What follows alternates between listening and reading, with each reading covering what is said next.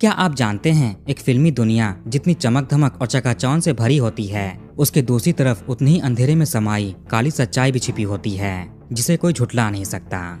एक ऐसी हीरोइन जिन्हें फिल्म इंडस्ट्री में खूब नाम कमाना था, शोहरत कमाना था, ये ऊंचाइयां भी हासिल कर सकती थीं, लेकिन इनकी सपने की जिंदगी ही सपनों के बीच बाधा बनकर खड़ी हो गई। एक मूवी बनाई जाती है जिसको कोई नहीं देखता, फ्लॉप हो जाती है। फिर एक रियल लाइफ स्क्रिप्ट लिखी गई जिसने पूरे राज्य को हैरान परेशान कर दिया। पुलिस के लिए इस केस को सॉल्व करना काफी चैलेंजिंग था, लेकिन कैसे कैसे इन्होंने पूरी घटना के तह तक जाकर सच्चाई का पता लगाया, आइए समझते हैं आज की वीडियो में। नमस्कार दोस्तों, तो क्या हाल चाल है आपके। आज हम बात करने वाले हैं तमिल एक्ट्रेस संध्या बालकृष्णन केस के बारे में। इस घटना की शुरुआत होती है तमिलनाडु के थूथुकुडी डिस्ट्रिक्ट से। ये पहले टूटीकोरिन के नाम से भी जाना जाता था। ये एक पोर्ट इंडस्ट्रियल सिटी है, ट्रेडिशनली पर्ल सिटी भी कहते हैं, क्योंकि यहाँ एक समय पर काफी पर्ल फिशर्स भी हुआ करती थीं। तो यहीं टूवीपुरम लोकेलिटी के 10th स्ट्रीट में ये घर है जहाँ पर संध्या और बालकृष्णन अपने परिवार के साथ रहा करते थे। ये संध्या जी का ससुराल है, बालकृष्णन इनके पति हैं। इनकी शादी 16-17 साल पहले 2002 में हुई थी। हम आपको 2019 के हिसाब से बता रहे हैं। इनके 2 बच्चे हैं, 16 साल की बेटी योग मुद्रा और 10 साल का बेटा मायावरथन। घर में संध्या की सासू माँ सरोजनी, देवर श्रीनिवासन और देवरानी भी रहते थे। संध्या के जो माता पिता हैं, इनका घर कन्याकुमारी डिस्ट्रिक्ट के थुवलाई नामक गांव में है। बर्थ प्लेस यही है। इस छोटे से घर में संध्या जी का मायका पक्ष रहा करता था। इनकी फाइनेंशियल कंडीशन उतनी अच्छी नहीं थी। गांव में छोटी सी चाय की दुकान चलाते हैं। पैसों की कमी के कारण संध्या केवल 7वीं तक ही पढ़ पाई थी, उसके बाद स्कूल छूट गया। इनके बड़े भाई उदयन केरल में रहकर टाइल्स लगाने का काम करते हैं। छोटी बहन संजिता की भी शादी हो चुकी है और ये अपने परिवार के साथ थेंथमारायकुलम में रहती है, जो कन्याकुमारी जिले में ही पड़ता है। संध्या शुरू से ही काफी मिलनसार थी, बोलचाल में अच्छी थी। इन्हें बचपन से ही कुछ अच्छा करना था, सपने काफी बड़े थे, लेकिन फाइनेंशियल कंडीशन सही ना होने की वजह से कुछ नहीं कर सकती। जब ये केवल 16 साल की थी तभी इनकी शादी हो गई बालकृष्णन से। ये थूथुकुडी चली आई। बालकृष्णन जी इनसे 14 साल बड़े हैं। हालांकि इनका एज गैप रिश्ते में बाधा नहीं बना। बालकृष्णन जी एक पॉलिटिशियन, फिल्म प्रोड्यूसर और डायरेक्टर हैं। जब शादी हुई तब केवल पॉलिटिकली एक्टिव थे। ये तमिलनाडु के पीएम के पार्टी की तरफ से थूथुकुडी सिटी के सेक्रेटरी भी रह चुके हैं। इन्हें देखकर संध्या का भी मन पॉलिटिक्स की तरफ बढ़ने लगा।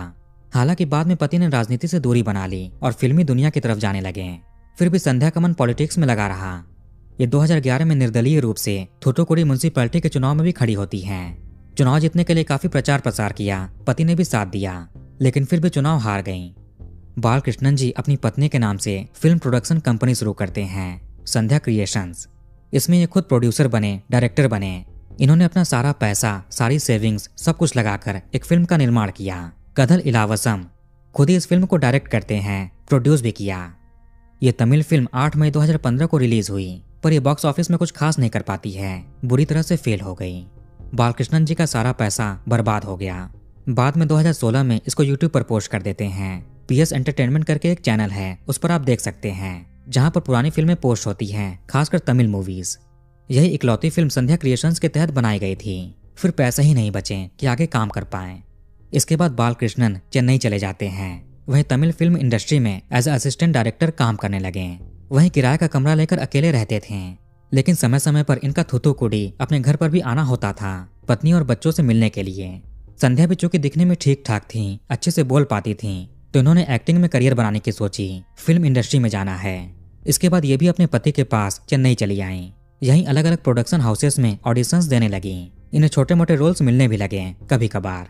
कभी टीवी सीरियल्स में काम करती तो कभी लो बजट मूवीज में। जब लंबे समय के लिए काम नहीं मिलता तो संध्या अपने ससुराल चली आती। मायके भी आना जाना लगा रहता। इनके बेटे हॉस्टल में रहते थे और बेटी दादी के पास, चाचा के पास। अब आती है तारीख 15 जनवरी 2019। तमिलनाडु में एक त्यौहार मनाया जाता है, पोंगल। ये 4 दिनों का फेस्टिवल है जो काफी धूमधाम से होता है। इन दिनों संध्या अपने मायके में थी, कन्याकुमारी के थुवलई। बालकृष्णन चेन्नई के जाफर खान पेट लोकेलिटी के गांधी स्ट्रीट के इस मकान में थे। इस साल पोंगल फेस्टिवल 15 जनवरी से 18 जनवरी तक होने वाला था। इस बार पति पत्नी ने सोचा कि क्यों न यह त्यौहार साथ मनाया जाए, इसलिए पत्नी 15 जनवरी को ही चेन्नई के लिए रवाना हो गईं। इन्होंने अपने साथ करीब 75,000 रुपए भी लिए हुए थे। सोचा कि टीवी सीरियल्स, फिल्मों के लिए ऑडिशंस भी देंगी, शायद कोई अच्छा प्रोजेक्ट भी मिल जाए। पति ने भी इनको अपने पास बुलाया था, क्योंकि ये भी एक असिस्टेंट डायरेक्टर हैं, तो अपनी पत्नी के लिए अच्छा सा रोल ढूंढा था। कन्याकुमारी से चेन्नई लगभग 700 किलोमीटर दूर है। ट्रेन से 8.5-9 घंटे लग जाते हैं। यहाँ पर आकर संध्या ने अपने पति के साथ त्योहार मनाया, घूमे फिरे। इसके बाद 19 जनवरी को बोली कि वापस कन्याकुमारी मम्मी के घर जा रही हूँ। फिर ये सामान पैक करके चली गई, मगर ये कभी पहुँचती नहीं है। इनका फोन भी बंद हो गया। 19 जनवरी का दिन बीता, 20 जनवरी आया। उधर माँ प्रसन्ना की रोज अपनी बेटी से बात होती थी, पर जब वो फोन नहीं उठाती तो अपने दामाद को कॉल करती है 20 जनवरी को। सासू माँ की बातें सुनकर बालकृष्णन भी थोड़े हैरान हुए कि संध्या अभी तक वहां नहीं पहुंची, जबकि कल ही यहाँ से मायके जाने की बात कहकर निकल गई थी। वो किसी का फोन भी नहीं उठा रही, मोबाइल स्विच ऑफ हो चुका है। अब यहाँ से 2 घटनाएं एक साथ होनी शुरू हो जाती है, जिसकी भनक दोनों को ही एक दूसरे के बारे में नहीं थी। एक तो इधर पति और माँ संध्या से कांटेक्ट करने का प्रयास करते हैं। ये भी लगा शायद किसी ऑडिशन में चली गई हो, कभी कभार ऐसा होता भी था। उधर चेन्नई पुलिस की रातों की नींद उजड़ने वाली है। 21 जनवरी 2019 चेन्नई का एक इलाका पुरंगुड़ी, जहाँ पर डंपिंग यार्ड है। शहर भर के कूड़े कबाड़ यहाँ पर लाए जाते हैं, डंप किए जाते हैं। सुबह सुबह के समय जब चेन्नई कॉर्पोरेशन के स्टाफ यहाँ डंपिंग यार्ड में कचरों को अर्थ मूवर से लेवल कर रहे थे ताकि और भी वेस्ट यहाँ पर डंप कर सकें, तभी एक असिस्टेंट इंजीनियर की नजर अजीब सी चीज पर पड़ी। जब ये पास जाकर चेक किए तो उसमें से एक हाथ की हथेली झांक रही थी। इसको देखते ही घबरा गए और तुरंत अपने साथियों को बताया। पल्लीकरनाई पुलिस को सूचित किया जाता है। वो प्लास्टिक के बोरे जैसा बैग था जिसमें अनाज, चावल इत्यादि रखते हैं। पुलिस आती है, उसको चेक करते हैं। उसके अंदर से किसी इंसान के 2 पैर और राइट हैंड निकला। ये सब देखकर पुलिस भी हैरान हो जाती है, ये किसका हो सकता है। थोड़ी देर के बाद डंपिंग यार्ड के दूसरे छोर से एक और कॉल आया पुलिस के पास। पुलिस वहां पर भी जाती है। यहाँ भी सेम तरह की बोरी थी, उसके अंदर एक और हिस्सा मिला, वो धड़ था। अब तक पुलिस को कुछ ही घंटे के अंदर 4 हिस्से मिल चुके थे। इन्हें फॉरेंसिक जांच और पोस्टमार्टम के लिए हॉस्पिटल भेज दिया जाता है, चेन्नई के राजीव गांधी गवर्नमेंट हॉस्पिटल। यह मामला काफी बड़ा होने वाला था, अजीब तरह का केस है। डीसीपी के नेतृत्व में 3 टीमें बनाई जाती हैं। उधर दूसरी ओर संध्या गायब थी। उसकी ना तो अपनी माँ से और ना ही पति से बातचीत हुई थी। वो लोग परेशान थे और इधर ये हो रहा है। एक टीम ने डंपिंग यार्ड को खंगालने का काम शुरू कर दिया। ऑफिशियल सफाई कर्मचारी आम रैक पिकर्स को भी इसमें शामिल करते हैं।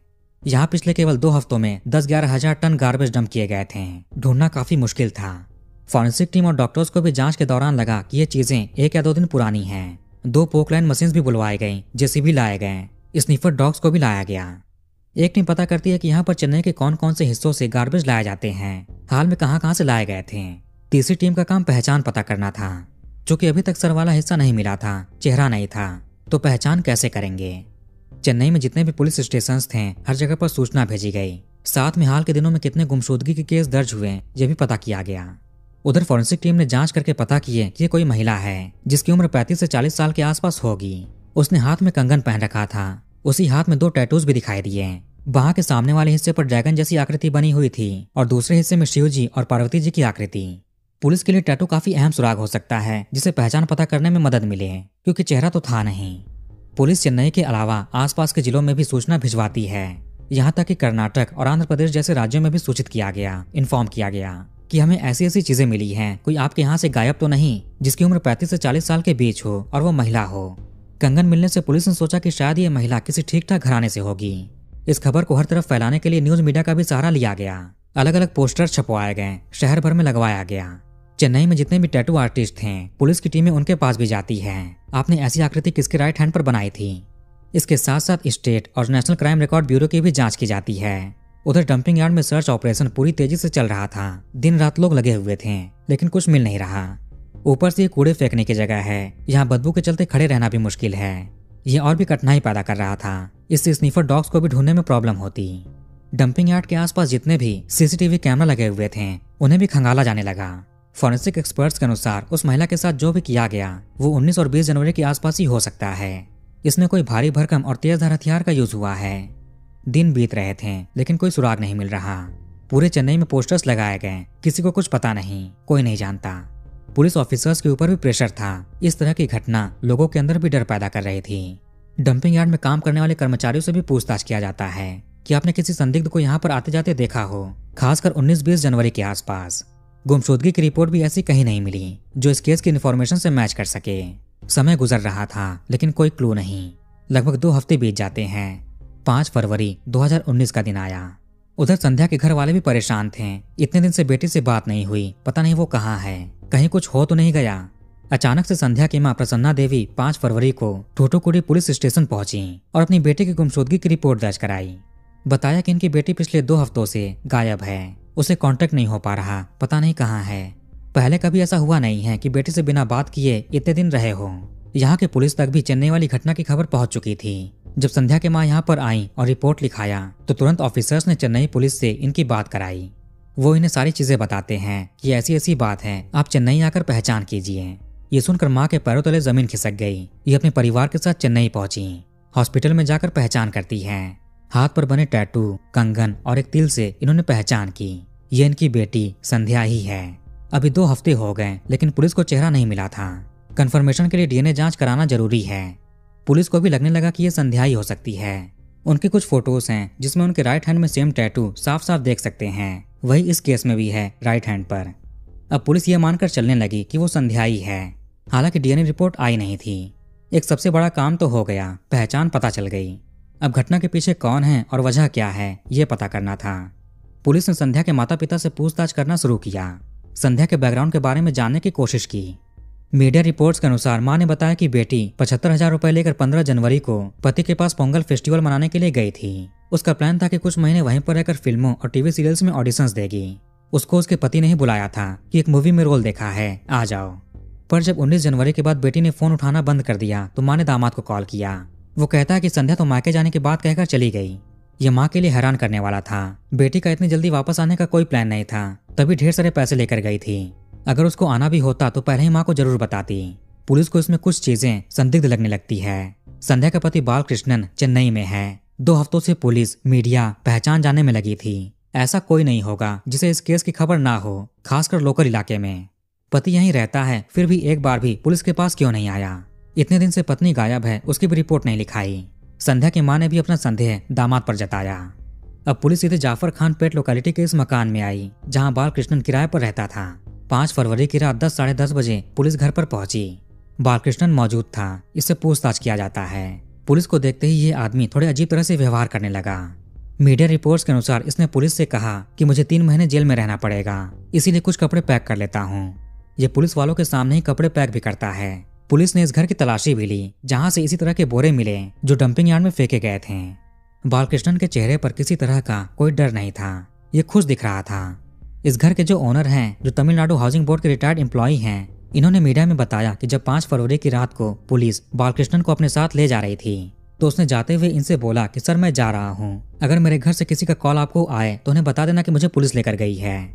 बालकृष्णन इनके घर में पिछले 1 साल से रह रहा था। वो इनका पहला किराएदार भी है। ग्राउंड फ्लोर के सिंगल रूम में रहता है। पहले वो रूम मकान मालिक के बेटे का था, लेकिन वो देश से बाहर चले गए, रूम खाली हो गया। फिर एक दिन कोई ब्रोकर आया, उसने रूम को किराए पर देने की बात कही। उसके बाद बालकृष्णन यहाँ पर शिफ्ट हो जाता है। मकान मालिक के अनुसार ये काफी शांत स्वभाव के थे। दोपहर में बाहर चले जाते हैं और रात को घर आते हैं। कभी कभी आउट ऑफ टाउन भी हो जाते थे। इनको लेकर कभी कोई शिकायत नहीं आई। मकान मालिक ने मीडिया में ये भी कहा कि इन्हें नहीं लगता कि बालकृष्णन ने इनके घर में ऐसी कोई घटना अंजाम दी है, क्योंकि दूसरे किराएदार के पास एक पेट डॉग है। अगर कुछ संदिग्ध होता तो वो जरूर रिएक्ट करता। आगे बताया कि 15 जनवरी को संध्या यहाँ पर आई थी। बालकृष्णन ने मुलाकात भी कराई। हालांकि बालकृष्णन घर में अकेले ही रहता था, पत्नी कहीं और रहती। पोंगल फेस्टिवल में आई थी, कुछ दिन रही, उसके बाद नहीं दिखी। सोचा वापस चली गई होगी। बालकृष्णन के भाई श्रीनिवासन मीडिया में बताते हैं कि इनके भाई को झूठे केस में फंसाया जा रहा है। संध्या ने भाई को डिवोर्स देने के लिए केस भी फाइल किया था और कई दिन पहले ही यहाँ से चली गई थी अपने मायके। उसने जाने से पहले भी पुलिस में भाई के खिलाफ कंप्लेंट किया था। अपने बच्चों को भी यहीं पर छोड़ दिया। ये खुद ही अपने भतीजे और भतीजी का पालन पोषण करते हैं। आगे इन्होंने कहा कि बालकृष्णन 10 दिन पहले तक यहाँ थूथुकुडी में थे, हाल ही में चेन्नई गए हैं। फिर केस में उनका हाथ कैसे हो सकता है? उधर बालकृष्णन पुलिस के सामने अपना गुनाह स्वीकार कर चुका था। इसके बाद ये पुलिस को अपने साथ उन स्पॉट्स पर भी ले जाता है जहाँ बाकी हिस्से फेंके थे। 2 जगहों पर ले गया। एक तो अडियार नदी किनारे पुल के नीचे और दूसरा कोदमबक्कम पावर हाउस डस्टबिन। इसकी निशानदेही पर पुलिस को नदी किनारे से एक और हिस्सा भी मिल जाता है जो कमर के नीचे और जांग के ऊपर का हिस्सा था, लेकिन सर और लेफ्ट हैंड नहीं मिला। बालकृष्णन के बताए अनुसार पुलिस तलाश करती रही, फिर भी कुछ नहीं मिला। पति पत्नी का रिश्ता शुरू से ही काफी अच्छा था। 2004 से 2010 तक दोनों साथ में पॉलिटिक्स में काफी एक्टिव रहे। 2011 में संध्या लोकल म्युनिसिपल इलेक्शन में खड़ी हुई लेकिन हार गईं।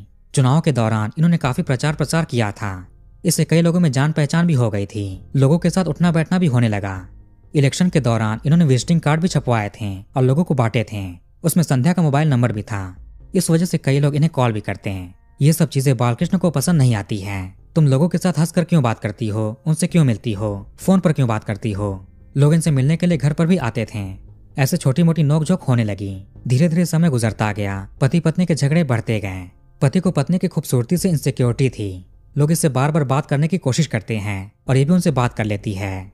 बालकृष्ण ने घर में कैमरा लगवा दिया ताकि पत्नी पर नजर रख सके कि वो किससे मिलती है। ये कैमरा एंट्रेंस से लेकर बाथरूम तक था।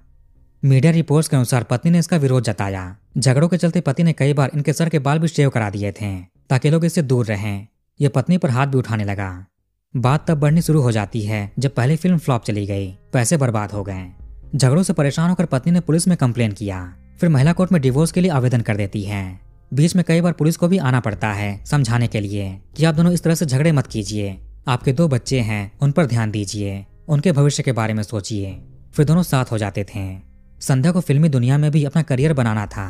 पति जब चेन्नई चले गए असिस्टेंट डायरेक्टर का काम करने के लिए, तो पत्नी भी फिल्म और टीवी सीरियल्स में ऑडिशंस देने के लिए चली गई। पति को शुरू में से कोई प्रॉब्लम नहीं होती है, छोटे मोटे रोल्स भी मिलने लगे।